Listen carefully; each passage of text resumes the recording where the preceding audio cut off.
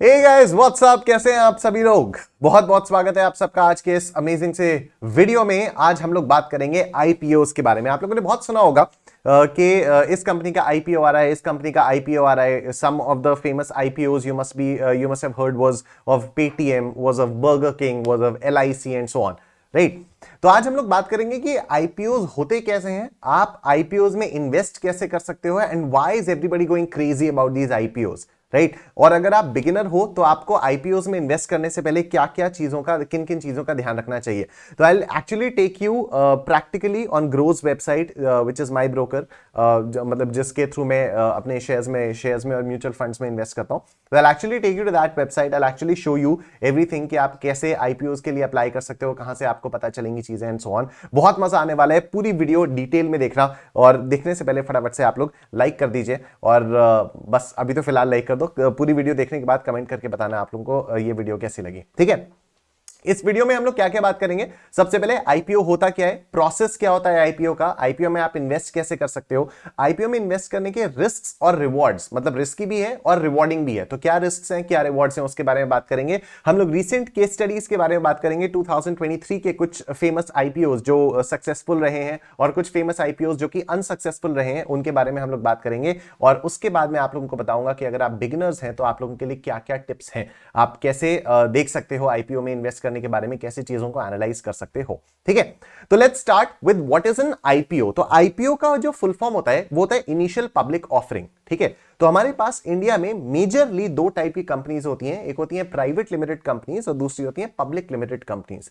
Public limited companies में जो पैसा होता है वो पब्लिक से लेकर कंपनी में लगाया जाता है, ठीक है। जैसे Reliance industries limited is a public limited company, उस कंपनी में जितना भी पैसा लगा हुआ है, उस कंपनी का जो भी कैपिटल है वो पूरा का पूरा मुकेश अंबानी जी का नहीं है, ठीक है। वो पूरा का पूरा मुकेश अंबानी जी का नहीं है, उस कंपनी में बाहर के लोगों ने भी पैसा लगाया हुआ है। लेकिन अगर फॉर एग्जांपल मैं बात करूं, there is a company called Shuchita Prakashan private limited, ठीक है। This is a company called Ekagrata Eduserves private limited, this is a company called sorting hat technologies private limited, which is जिसका ब्रांड है अनअकैडमी, राइट। तो Unacademy एक brand है, और Unacademy brand कौन सी company own कर रही है, वो sorting hat technologies private limited company own कर रही है। यहां पर जो पैसा है वो जनरल पब्लिक से नहीं लगाया हुआ है, ठीक है। तो जो भी उस कंपनी के फाउंडर्स हैं, उन फाउंडर्स ने इन्वेस्टर्स जरूर लिए हैं, इन्वेस्टर्स ने उसमें पैसा लगाया हुआ है क्योंकि फाउंडर्स ने अपने शेयर्स बेचे हैं। लेकिन अगर आप चाहें कि आपके पास अनअकैडमी के शेयर्स आ जाएं, आप उसको स्टॉक मार्केट से जाकर खरीद लो, तो वो पॉसिबल नहीं है क्योंकि अनअकैडमी के जो शेयर्स हैं वो पब्लिकली खरीदने के लिए अवेलेबल नहीं है, ठीक है। हां, अगर उसके फाउंडर्स चाहें कि हम अपने शेयर्स में से कुछ शेयर्स किसी और को दें तो वो दिया जा सकता है, तभी इन्वेस्टमेंट वो लोग रेज करते हैं। तो जब भी कोई कंपनी, प्राइवेट लिमिटेड कंपनी, ये चाहती है कि अब हमें पब्लिक लिमिटेड कंपनी बनना है, यानी अब हमें दूसरों से पैसा लेना है, अब हमें बाकी जनता से भी पैसा लेना है, तो वो लोग पब्लिक को ऑफर देती हैं कि सुनिए, हम अपने शेयर्स आपके साथ शेयर करना चाहते हैं, ठीक है। आप हमारी कंपनी में पैसा लगाइए, हम उसके बदले आपको शेयर्स देंगे। और जब ये प्रोसेस पहली बार किया जाता है तो उसको कहा जाता है इनिशियल पब्लिक ऑफरिंग, ठीक है। इनिशियल पब्लिक ऑफरिंग, जब सबसे पहली बार कोई कंपनी पब्लिक को अपने शेयर्स ऑफर करती है तो उसको इनिशियल पब्लिक ऑफरिंग कहा जाता है, ठीक है। सवाल ये उठता है कि कंपनी ऐसा क्यों करना चाहेगी, क्यों पब्लिक में अपने शेयर्स को डाइल्यूट करना चाहेगी। तो बहुत सारे रीजंस हो सकते हैं इसके। प्राइमरी रीजंस होते हैं जब कंपनी को और पैसा चाहिए होता है, ठीक है, इन्वेस्टर्स के बजाय। अब इन्वेस्टर्स को अगर वो लोग देंगे तो इन्वेस्टर्स अलग वैल्यूएशन करेंगे, जो भी करेंगे वगैरह वगैरह। लेकिन अगर पब्लिक से पैसा लिया जाएगा तो फिर जो वैल्यूएशन है वो रियल टर्म्स में वैल्यूएशन कंपनी की होती रहेगी। तो अगर लोन रीपे करना है, कुछ भी रीजन हो सकता है, कंपनी चाहती है कि वो पब्लिक लिमिटेड बन जाए। और एक सबसे बड़ा रीजन, जो पब्लिक लिमिटेड कंपनीज होती है ना, वो रेडार पे होती हैं, उनकी वैल्यूएशन एक्चुअली पक्का पता होती है। जैसे अभी हम रिलायंस इंडस्ट्रीज लिमिटेड के बारे में बात करें तो रिलायंस इंडस्ट्रीज लिमिटेड की जो मार्केट कैपिटलाइजेशन है that is 17 lakh crore rupees के आसपास, तो वो that is the valuation of Reliance industries limited. कल को अगर रिलायंस इंडस्ट्रीज को अपने कुछ शेयर्स को सेल ऑफ भी करना है, if Reliance wants to sell off its major chunk of shares, तो रिलायंस इंडस्ट्रीज को किसी दूसरे वैल्यूअर को हायर करने की जरूरत नहीं है कि आप हमारी कंपनी के शेयर्स की वैल्यूएशन निकालिए, क्योंकि वो मार्केट में ऑलरेडी वैल्यूड है। मार्केट में वैल्यूड होती है तो मार्केट में विजिबिलिटी बढ़ती है, ठीक है, विजिबिलिटी बढ़ती है। जैसे अनअकैडमी का नाम आप में से कई सारे लोगों ने सुना होगा, लेकिन ऐसी और भी बहुत सारी प्राइवेट लिमिटेड कंपनीज हैं जिनका नाम आप लोगों ने शायद नहीं सुना होगा। ठीक है, तो once the company becomes public, it comes in the radar of the public, it comes in the eyes of the public, और उसको विजिबिलिटी ज्यादा मिल जाती है। आईपीओ के प्रोसेस में के बारे में बात करते हैं फटाफट से, उसके बाद मैं आप लोगों को बताऊंगा कि आप लोग आईपीओ में इन्वेस्ट कैसे कर सकते हो। तो बेसिकली जब कंपनी को आईपीओ के लिए करना होता है, आईपीओ फाइल करना होता है, तो उन्हें अपने कुछ डॉक्यूमेंट्स को प्रिपेयर करना होता है। उन डॉक्यूमेंट्स में कंपनी अपनी पूरी हिस्ट्री के बारे में बताती है, अपने फाइनेंशियल्स के बारे में बताती है कि हम लोगों ने हमारा एम क्या है, हमारा विजन क्या है, हम काम क्या करते हैं, हमारे ये फाइनेंशियल्स रहे वगैरह वगैरह। और ये सारे डॉक्यूमेंट्स फाइल होते हैं, ये सारे डॉक्यूमेंट्स फाइल होते हैं with SEBI. SEBI is the securities and exchange board of India, जो कि इंडिया में स्टॉक मार्केट्स की रेगुलेटरी अथॉरिटी है। राइट, जो डॉक्यूमेंट बनता है उसको बोला जाता है रेड हेरिंग प्रोस्पेक्टस। ठीक है, और क्योंकि वो पहले वो फाइनल नहीं होता, जब कंपनी उसको फाइल करती है सेबी के पास, तो वो ड्राफ्ट वर्जन रहता है, इसलिए उसको बोला जाता है DRHP, यानी ड्राफ्ट रेड हेरिंग प्रोस्पेक्टस। क्या आप लोग ये वाला डॉक्यूमेंट पढ़ सकते हैं? यस, आप लोग ये वाला डॉक्यूमेंट पढ़ सकते हैं। कहां से मिलेगा, कैसे मिलेगा, उसके लिए वीडियो देखते रहो। अभी तक अगर मजा आ रहा है फटाफट से वीडियो को लाइक कर दो। ठीक है, उसके बाद सेबी में इस पूरी की पूरी चीज को रिव्यू किया जाता है, उसकी प्राइसिंग डिसाइड की जाती है कि हाँ, अब देखो प्राइवेट लिमिटेड कंपनी है, वो पब्लिक जा रही है, तो उसके शेयर का मार्केट में प्राइस क्या होना चाहिए, ये सारी चीजें डिसाइड की जाती हैं। तो सेबी जो है वो कंप्लायंस के लिए सारी चीजों का रिव्यू करता है, और कंपनी एक आईपीओ का प्राइस बैंड सेलेक्ट करती है। बैंड का क्या मतलब हो गया? कंपनी ये नहीं कह सकती कि हम आपको अपने शेयर्स दे रहे हैं लेट्स से 500 रुपए पर शेयर पे। ठीक है, कंपनी ये कहेगी कि हम आपको शेयर्स ऑफर कर रहे हैं। ठीक है, and there is a range between which you can place your order, you can bid. Basically आप लोग बिडिंग करते हो। ठीक है, तो वो बिडिंग की रेंज यहां पर बताई जाती है। सपोज मैं बस एग्जांपल ले रहा हूं कि सपोज 400 से लेकर 500 के बीच में कंपनी ने सेट कर दिया। ठीक है, कि 400 से 500 के बीच में अब आप लोग बिड करो कि आप कितने रुपए में कंपनी के शेयर्स को खरीदना चाहते हो। ठीक है, अब ये प्रैक्टिकली कैसे होता है, क्या प्रोसेस है, वो अभी बस थोड़ी देर में समझेंगे। अभी मैं आप लोगों को बस पूरा एक प्रोसेस का ओवरव्यू बता रहा हूं। ठीक है, तो कंपनी उसका प्राइस बैंड वगैरह सेट करती है। उसके बाद फिर पब्लिक का आईपीओ को ओपन कर दिया जाता है, पब्लिक बिडिंग करती है। कोई बताएगा कि हम 402 रुपए देंगे, कोई बताएगा हम 500 रुपए देंगे, कोई कुछ और बताएगा वगैरह वगैरह, और फिर शेयर्स आपको अलॉट कर दिए जाते हैं। एक बार आपके पास शेयर्स आ गए, जरूरी नहीं है कि अगर आपने आईपीओ के लिए ऑप्ट किया, आईपीओ के लिए अप्लाई किया, तो आपके पास शेयर्स आ भी गए। ठीक है, ऐसा बिल्कुल भी जरूरी नहीं है, लेकिन अगर आपके पास शेयर्स आ गए तो फिर उसके बाद जब शेयर्स लिस्ट हो जाते हैं तो आप उसको मार्केट में नॉर्मल कंपनीज के शेयर्स की तरह खरीद बेच सकते हो। ठीक है, तो this is basically the process of N IPO in brief. मैंने आपको सिर्फ उतना ही बताया जितना आप लोगों के लिए जानने के लिए जरूरी था। बाकी अगर हम लोग थियोरेटिकल नॉलेज में जाएंगे, पूरी इसकी डिटेल्स के बारे में बात करने जाएंगे, तब तो बहुत सारी चीजें हो जाएंगी। That's not relevant for our video, right? How do you invest in an IPO? How do you invest in an IPO? ठीक है, मैं आपको सबसे पहले बता देता हूं। देखो, सबसे पहले तो आपको ऑब्वियसली रिसर्च करना होगा, सेलेक्ट करना होगा। ठीक है, उसके बाद आपको ये एक चीज होती है ASBA, application supported by blocked amount. What do you mean by application supported by blocked amount? जैसे सपोज किसी कंपनी के आपने 50 शेयर्स खरीदने के लिए अप्लाई किया। ठीक है, कोई कंपनी अपना आईपीओ लेकर आई, आपने उस कंपनी के 50 शेयर्स को खरीदने के लिए अप्लाई किया at the price of let's say 400 rupees. ठीक है, तो 50 शेयर्स इंटू 400 रुपीज। ठीक है, 50 इंटू 400 रुपीज, जितना भी अमाउंट आएगा, 5 4 20, तो 20 तो ये हो गया, और 3 0 और, तो 20,000 रुपीज। 20,000 रुपीज आपके बैंक अकाउंट से ब्लॉक हो जाएंगे, खर्च नहीं होंगे, आपके बैंक अकाउंट से ब्लॉक हो जाएंगे। मतलब अब ये 20,000 रुपए आप कहीं और किसी और ट्रांजैक्शन के लिए खर्च नहीं कर सकते हो। एक बार आपको शेयर्स अलॉट हो गए, या जब भी आपका अगर मान लो आपने अप्लाई किया और आपको शेयर्स अलॉट होने हैं, तो 20,000 रुपए आपके बैंक अकाउंट से कट जाएंगे और आपके पास शेयर्स आ जाएंगे। इसमें 2-3 एस्पेक्ट्स और हैं, उन 2-3 एस्पेक्ट्स को मैं आपको अभी बताऊंगा जब हम लोग ग्रो की वेबसाइट पर जाएंगे, और मैं आपको प्रैक्टिकली बताऊंगा कि how will you be able to invest in an IPO, right? The third is you have to bid within the price band. ये मैंने आप लोगों को बताया कि अगर 400 से 500 के बीच का है तो आपको उसी के बीच में करना है। यहां पर अब बात आती है कि आपके पास चॉइस होती है। अब सुनना बात ध्यान से, आपके पास चॉइस होती है। कंपनी ने बिड किया, कंपनी ने रेंज सेट की, लेट्स से 400 से 500 के बीच में कंपनी ने रेंज सेट कर दी।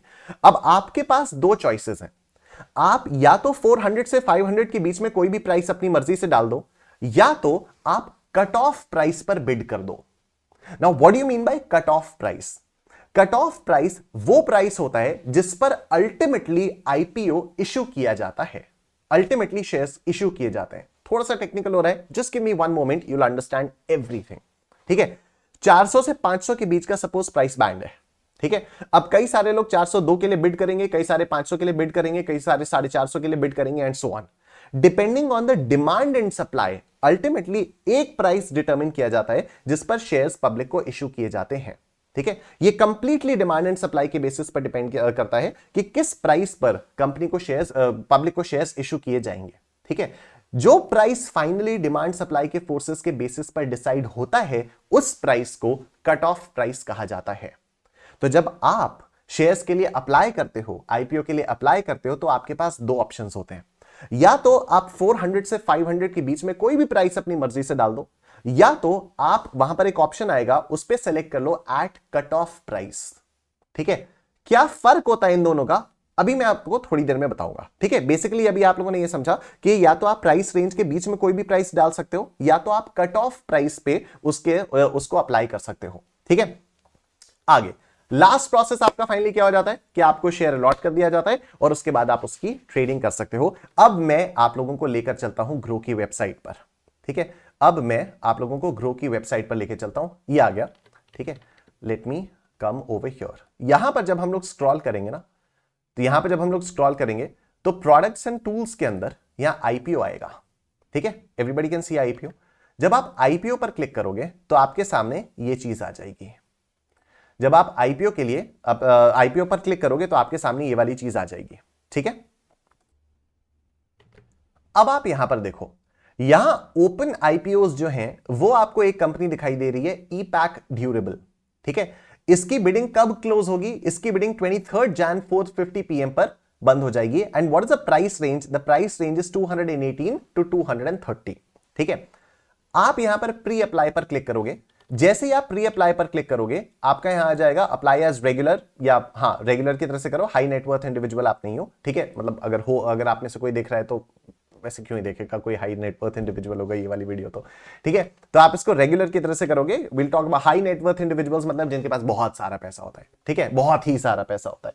तो एनीवे, तो रेगुलर के फॉर्म में हम लोग इसको यहां पर अप्लाई करेंगे। And shares lot of 65। अब ये लॉट्स में आईपीओ का इशू किया जाता है। ठीक है, जो आईपीओ में शेयर्स होते हैं वो आप एक शेयर या दो शेयर्स नहीं खरीद सकते, लॉट्स में होता है। इस कंपनी ने 65 शेयर्स का एक लॉट डिटरमिन किया हुआ है। ठीक है, हर कंपनी अलग अलग कंपनीज अलग अलग करती हैं, कोई 10 शेयर्स, कोई 14 शेयर्स, 15 शेयर्स, वो अलग कहानी है। तो कंपनी जो है वो डिसाइड करती हैं कि वो कितने लॉट्स में कितने शेयर्स का एक लॉट बनाएंगी।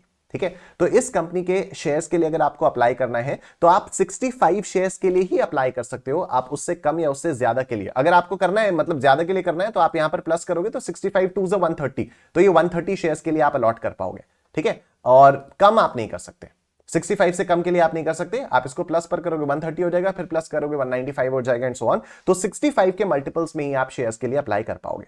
ठीक है, अब देखो यहां पर at cut off price already लिखा हुआ है, राइट? मैं इसको हटा देता हूं। अब यहां पर मैं अपनी मर्जी से कोई भी प्राइस डाल सकता हूं। ठीक है, 218 से 230 के बीच में, सपोज मैंने डाल दिया यहां पर 220। ठीक है, सपोज मैंने यहां पर डाल दिया 220। ठीक है, अब मैंने बिड कर दिया 220 पर। अब सुनो इसके इंप्लीकेशंस क्या होंगे, अब सुनो इसके इंप्लीकेशंस क्या होंगे। 220 पर मैंने बोली लगाई। ठीक है, मैक्सिमम किस रेंज तक जा सकता है? 230 तक जा सकता है। मान लो फाइनली जब आईपीओ इशू हुआ, फाइनली जब ये शेयर्स लिस्ट हुए, तो वो 229 रुपीस पर लिस्ट हुए। मैंने कितने की बिड की थी? 220 की। लिस्ट कितने पर हुए? 229 पर। क्या मुझे शेयर्स मिलेंगे? बिल्कुल भी नहीं। क्या मुझे शेयर्स मिलेंगे? बिल्कुल भी नहीं। तो अगर मेरी बिडिंग एक्चुअल प्राइस से कम हो जाती है तो फिर मेरे शेयर्स मिलने की चांसेस एकदम ना के बराबर हो जाती हैं। मान लो मैंने यहां पर बिड किया 220, ठीक है, और फाइनल लिस्टिंग हुई सपोज 219 पर। फाइनल लिस्टिंग हुई सपोज 219 पर। ठीक है, तो मेरे लिए शेयर्स मिलने के चांसेस थोड़े से बढ़ जाते हैं, क्योंकि जो एक्चुअल लिस्टिंग प्राइस है मैंने उससे ज्यादा की ही बोली लगाई थी। मैंने उससे ज्यादा की ही बोली लगाई थी। अब ये प्रैक्टिकली होगा क्या? जब मैं 220 पर करके यहां कंटिन्यू करूंगा अपना, ये अमाउंट मेरा 42,900 रुपीस का अमाउंट मेरा ब्लॉक हो जाएगा। ठीक है, क्या ये पैसा खर्च होगा? नहीं, ये मेरा पैसा सिर्फ ब्लॉक होगा। ठीक है, फिर फाइनल जो लिस्टिंग होगी वो अगर सपोज 219 पर भी होती है तो मेरे बैंक अकाउंट से 219 इंटू 195 जाएगा। ठीक है, 219 की जो लिस्टिंग प्राइस है वो into the number of shares that I applied for, उतना ही पैसा जाएगा। तो रिफंड विफंड का कोई इशू नहीं है, मतलब ऐसा नहीं है कि आपने बहुत ज्यादा आपका खर्चा हो जाएगा वगैरह वगैरह। लेकिन जो सबसे ज्यादा चांसेस हैं कि आपको शेयर्स अलॉट होगा, अगर अलॉट होता है तो, ठीक है, अगर आपको शेयर्स अलॉट होने के चांसेस सबसे ज्यादा बढ़ानी है तो आप सिंपली यहां पर क्लिक करोगे एट कट ऑफ प्राइस। जैसे ही आप एट कट ऑफ प्राइस पर क्लिक करोगे, यहां पर आप कुछ भी एडिटेबल ये नहीं रहेगी, ये वाली फील्ड एडिटेबल नहीं रहेगी, अब आप कुछ नहीं कर पाओगे। ठीक है, एट कट ऑफ प्राइस डालने का मतलब क्या है कि आपने अपनी इच्छा जाहिर की है कि चाहे कितने भी प्राइस पर ये हो, ठीक है, ये 218 से 230 के बीच में ही हो सकता है, उससे ज्यादा तो नहीं होगा, लेकिन चाहे कितने भी प्राइस पर हो, मैं वो पैसा देने के लिए तैयार हूं अगर मुझे इस कंपनी के शेयर्स चाहिए तो। और फिर आप कंटिन्यू कर दोगे अपने बैंक अकाउंट से लिंक करके, ये आपका हो जाएगा।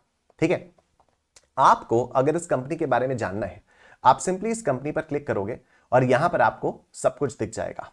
ठीक है, यहां पर आपको क्या दिख जाएगा, यहां आपको बिडिंग डेट्स दिख जाएंगी 19 जनवरी से 23 जनवरी, मिनिमम इन्वेस्टमेंट दिख जाएगा, लॉट साइज दिख जाएगा, प्राइस रेंज दिख जाएगा, इशू साइज दिख जाएगा, और आपको यहां पर आईपीओ का डॉक्यूमेंट दिख जाएगा जो मैं आपको बता रहा था, रेड हेरिंग प्रॉस्पेक्टस।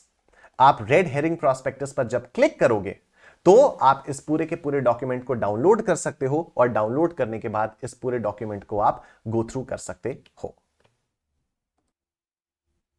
जैसे ही मैंने ईपैक का आईपीओ जो डॉक्यूमेंट था, रेड हेरिंग प्रॉस्पेक्टस था, उसको मैंने डाउनलोड कर लिया है, and now this is it. ये 506 पेजेस का डॉक्यूमेंट है। ठीक है, ये 506 पेजेस का डॉक्यूमेंट है, इसे आप लोग देख सकते हो। You can actually go through it, everything that a company, सारी चीजें आपको कंपनी के बारे में यहां पर पता चल जाएंगी। ठीक है, कंपनी के फाइनेंशियल्स, कंपनी क्या करती है क्या नहीं करती है। तो अगर आप जेन्युइनली देखना चाहते हो कि इसमें इन्वेस्ट करना है या नहीं करना, you should actually go through this thing. ठीक है, तो आपको यहां पर सारी की सारी इंफॉर्मेशन कंपनी के बारे में मिल जाएगी। राइट, तो उस तरह से आप आईपीओ के डॉक्यूमेंट को डाउनलोड करके देख सकते हो। अब अगर मैं वापस आता हूं, आईपीओ पर यहां पर क्लिक करता हूं, तो ये तो ओपन आईपीओ हो गया ईपैक ड्यूरेबल का। ये रिसेंटली अभी क्लोज्ड हुआ है, मेडी असिस्ट हेल्थ केयर सर्विसेज का। इसकी लिस्टिंग होगी 22 जनवरी को सुबह 10 बजे। ठीक है, तो जिन्होंने भी अप्लाई किया है उन लोगों को 22 जनवरी को, अगर उनको पैसा मिलना होगा, अगर उनको शेयर्स मिलने होंगे तो उनको शेयर्स मिल जाएंगे, अदरवाइज नहीं मिलेंगे। और बाकी अपकमिंग कंपनी ये आपकी आ रही है नोवा एग्रीटेक। ठीक है, नोवा एग्रीटेक की बिड कब से स्टार्ट होगी? 22 जनवरी से स्टार्ट होगी। प्राइस रेंज इसका 39 से 41 है। इसका भी अगर आप लोग आईपीओ डॉक्यूमेंट पढ़ना चाहते हो तो आप इसको यहां से क्लिक करके उसके बारे में पढ़ सकते हो। ठीक है, अगर आप इस पर क्लिक करोगे तो यहां पर सारी की सारी इंफॉर्मेशन आपको मिल जाएगी। नोवा, इसके स्ट्रेंथ्स क्या है, रिस्क क्या है, वगैरह वगैरह, ये सारी की सारी चीजें आप लोग यहां से देख सकते हो। ठीक है, so this is how you can practically apply for the IPOs. ठीक है, प्रैक्टिकली इन्वेस्ट इन आईपीओस, इस तरह से आप लोग कर सकते हो। रीसेंट केस स्टडीज के बारे में अगर हम लोग बात करें तो 2023 में ये कुछ हमारे सक्सेसफुल आईपीओज आए हैं। ठीक है, जैसे Tata technologies company, Tata technologies limited, इसका जब आईपीओ आया तो 162.85% का लिस्टिंग गेन हुआ। अब लिस्टिंग गेन का मतलब क्या है? लिस्टिंग गेन का मतलब यह है कि अगर सपोज 100 रुपए का शेयर आपको अलॉट हुआ, ठीक है, अगर सपोज 100 रुपए का शेयर आपको अलॉट हुआ, प्राइस बैंड के बीच में आपने बिड किया, ठीक है, लिस्टिंग के टाइम पर 100 रुपए का आपको शेयर अलॉट हो गया, जिस दिन लिस्ट हुआ उसी दिन इसका प्राइस बढ़ गया। ठीक है, जिस दिन ये लिस्ट हुआ उस दिन इसका प्राइस बढ़ गया। मतलब ये लिस्ट तो ज्यादा प्राइस पर हुआ है लेकिन आपकी जेब से कम पैसा गया है। ठीक है, तो आपको 100 रुपए आपकी जेब से लगे लेकिन 162.85 इसका प्राइस हो गया। तो लोग क्या करते हैं, लोग आईपीओज में इन्वेस्ट क्यों करते हैं? लिस्टिंग गेन्स की वजह से इन्वेस्ट करते हैं। ठीक है, मैक्सिमम लोग जो होते हैं, मोस्टली जो लोग आईपीओस में इन्वेस्ट करते हैं वो लिस्टिंग गेन्स की वजह से इन्वेस्ट करते हैं कि मुझे शेयर सस्ते में मिल जाएगा, लिस्ट होगा तो ज्यादा पैसा मिल जाएगा, तो मैं उसको फिर बेच के तुरंत अपना प्रॉफिट ले लूंगा। ठीक है, उसी तरह से ये Indian renewable energy development agency limited है, फिर ये मोती सन्स ज्वेलर्स लिमिटेड है, उत्कर्ष स्मॉल फाइनेंस बैंक लिमिटेड है, और फिर ये साई एंड डीएलएम लिमिटेड है। ठीक है, तो ये आपके कुछ एग्जांपल्स मैंने दिए हैं, सारे के सारे नहीं है, ये कुछ एग्जांपल्स हैं जो कि सक्सेसफुल आईपीओस के एग्जांपल्स हैं। वहीं पर कई सारे अनसक्सेसफुल आईपीओस भी हुए हैं, जैसे एलआईसी ऑफ इंडिया। ये लिस्टिंग के दिन पर इसने 43.62% का डिक्लाइन दिया था। ठीक है, Elin electronics, Delhivery limited, spectrum talent management limited, इन सब के अनसक्सेसफुल आईपीओस रहे हैं। अगर मैं थोड़ी सी और पुरानी बात करूं तो Paytm, unsuccessful, Nykaa unsuccessful, burger king unsuccessful. ठीक है, तो इस टाइप के जो बड़े बड़े ब्रांड्स भी हैं वो भी आपके अनसक्सेसफुल रहे हैं। वाई? क्योंकि लोगों ने सिर्फ सेंटिमेंट में आकर ज्यादा पैसों के लिए अप्लाई किया, ज्यादा शेयर्स के लिए अप्लाई किया। ठीक है, कंपनी में जब भी आप इन्वेस्ट करो, you have to go by the fundamentals, I am telling you. ठीक है, अगर आपका जो एम है वो लॉन्ग टर्म इन्वेस्टमेंट का है, तो you have to go by the fundamentals, right? तो पेटीएम, आई रिमेंबर जब पेटीएम का आईपीओ आया था, तो lot of my relatives, my cousins and all, they said कि यार पेटीएम का आईपीओ आ रहा है, अप्लाई कर दें क्या? मैंने एकदम साफ मना कर दिया था। ठीक है, मैंने एकदम साफ मना कर दिया था, पेटीएम के आईपीओ में बिल्कुल भी आपको इन्वेस्ट नहीं करना है। क्यों? उस कंपनी ने पिछले 3 साल से प्रॉफिट ही नहीं दिया था, या अगर दिया तो सिर्फ आखिरी साल प्रॉफिट था, पिछले 2 साल का तो लॉस था। ठीक है, जिस साल पेटीएम का आईपीओ आया, आई थिंक 2021 में या 2022 में आया था, 2021 में आया था यस, तो 21 से पिछले 3 सालों के अगर हम लोग देखें तो 2 साल लॉस था, तीसरे साल थोड़ा बहुत प्रॉफिट आया था। तो भाई ऐसी कंपनी में क्यों पैसा लगाना है जो लॉस में चल रही है? Nykaa same situation. ठीक है, तीनों साल लॉस लॉस लॉस, राइट? तो ये सारी चीजें आप लोगों को देखने को मिलेंगी जब आप ये जो रेड हेरिंग प्रोस्पेक्टस होता है ना, आरएचपी, जब आप इसको गो थ्रू करोगे तो आपको इसके फाइनेंशियल्स के बारे में पता चलेगा, आपको कंपनी के फ्यूचर प्रोस्पेक्ट्स के बारे में पता चलेगा। ठीक है, तो इस तरह से आपको देखना होता है, राइट? रिस्क के बारे में हम लोगों ने बात की, मार्केट वॉलिटिलिटी है, लिमिटेड हिस्टोरिकल डेटा होता है, ओवर वैल्यूएशन का रिस्क होता है, ओवर वैल्यूएशन का रिस्क जैसे पेटीएम, बर्गर किंग, नाइका वगैरह का देखा, लिक्विडिटी का रिस्क है। ठीक है, तो कई बार क्या होता है, छोटी छोटी कंपनीज लिस्ट हो जाती हैं, आपने बहुत सारा पैसा लगा दिया, अब आपने बहुत सारा पैसा जब उस पर लगा दिया और वो कंपनी लिस्ट हो गई, आपका पैसा फंस गया, अब आपको अगर अचानक से चाहिए, उस शेयर को खरीदने वाले कोई नहीं मिलेगा। ठीक है, उस शेयर को खरीदने वाले ही कोई नहीं मिलेगा। कई सारी कंपनीज ऐसी हैं, आज भी कई सारी कंपनीज ऐसी हैं जिनमें अगर किसी बंदे के पास शेयर्स हैं, वो बेचना चाहे, कोई खरीदने वाला ही नहीं है उसका। ठीक है, तो ये लिक्विडिटी रिस्क होता है, और रिवॉर्ड्स में आपका हाई रिटर्न पोटेंशियल आ जाती है, वही आपके लिस्टिंग गेन्स। ठीक है, नई नई कंपनी लिस्ट होती है, ज्यादा प्राइस पर लिस्ट होती है, आपको सस्ते में उसके शेयर्स मिल जाते हैं, ये आपके लिए रिवॉर्ड हो जाता है। As a beginner you should start small. Start small मतलब थोड़े थोड़े अमाउंट्स में करना चाहिए। जैसे अभी हम लोगों ने जिस कंपनी का देखा, तो यहां पर 65 शेयर्स हैं। ठीक है, और मिनिमम इन्वेस्टमेंट अमाउंट कितना है? 14,000 रुपीज का है। ठीक है, मत करो। जो आगे आने वाली कंपनी है उसकी प्राइस रेंज अभी हम लोगों ने देखी। अगर आपको सिर्फ खेलने का मन है, वैसे मैं बिल्कुल रेकमेंड नहीं करता कि आप लोग खेलो इसमें, ठीक है, मैं बिल्कुल रेकमेंड नहीं करता। आईपीओस में अगर आपको इन्वेस्ट करना है, you should actually go through the RHP. ठीक है, आपको रेड हेरिंग प्रोस्पेक्टस देखना चाहिए, समझना चाहिए, कंपनी को फंडामेंटली एनालाइज करना चाहिए, और उसके बाद ही आपको उस कंपनी में इन्वेस्ट करना चाहिए। ठीक है, सिर्फ मार्केट के सेंटिमेंट्स के बेसिस पर आपको इन्वेस्ट नहीं करना चाहिए कि अरे बड़ा नाम है, बड़ा नाम है, बड़ा नाम है, चलो तुरंत कर देते हैं। ठीक है, तो you should start small, you should actually do in depth research, पूरा का पूरा आपको आरएचपी पढ़ना चाहिए, डाइवर्सिफाई करना चाहिए आपको अपना पोर्टफोलियो। ये तो एक बहुत ही कॉमन सी चीज है, ये अगर आप बिगिनर हो, इंटरमीडिएट लेवल पर हो, एडवांस भी हो, तो आपको डाइवर्सिफाई करना चाहिए, और हर्ड मेंटालिटी से बचना चाहिए। What is herd mentality? सब पेटीएम में पैसा लगा रहे हैं, चलो पेटीएम में लगा दो, सब नाइका में पैसा लगा रहे हैं, चलो नाइका में पैसा लगा दो। ठीक है, that's it for today. I hope आपको आज की वीडियो में मजा आया होगा। स्टॉक मार्केट के मेरे जो ब्लॉग्स हैं वो kumarnishant.com पर आते रहते हैं, इंस्टाग्राम पर फिनटैक्स बाय निशांत है, और यूट्यूब पर भी ये फिनटैक्स बाय निशांत है। आप लोग इसको सब्सक्राइब कर लीजिए, चैनल को सब्सक्राइब कर लीजिए, बेल आइकन दबा दीजिए, जिससे कभी भी कोई नोटिफिकेशन मिस ना हो। एंड कमेंट करके जरूर बताना आपको ये वाली वीडियो कैसी लगी। अगर हेल्पफुल है तो दोस्तों के साथ शेयर करो, और अगर किसी और टॉपिक पर भी आप लोग चाहते हो, ऐसी आप और इंफॉर्मेटिव वीडियोस चाहते हो, तो प्लीज कमेंट करके बताओ कि आप किन टॉपिक्स पर वीडियोस चाहते हो। Thank you, see you in the next one, take care, bye bye.